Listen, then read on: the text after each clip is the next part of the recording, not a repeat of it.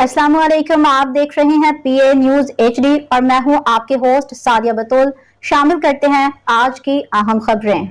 खामोश रुखसतें मुर्दा मुआशरे की गूंजती आहें। लाहौर हालिया दिनों चंद अलमनाक वाक़यात ने हमें ना सिर्फ चौंकाया बल्कि रूह तक को झंझोड़ के रख दिया।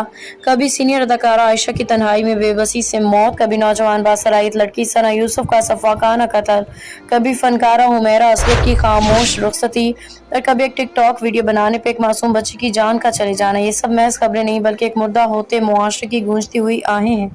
हम एक ऐसे दौर से गुजरे हैं जहाँ इंसान की सबसे बड़ी दुश्मन तन्हाई बन चुकी है। माजी में जो तन्हाई कभी ज़ाती सकून और खुद शनासी का जरिया समझी जाती थी, आज वही तन्हाई दहशत, बर्बादी, खामोश अमवात का सबब बन रही है।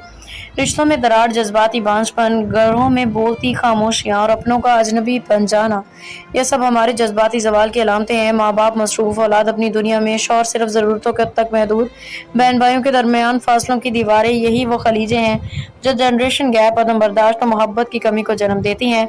खासतौर पर बेटियां, उनके लिए तो ये मुआशरा एक मुसलसल सवाल बन चुका है। बेटियां कुर्बानी नहीं देंगी, ये हकदार हैं।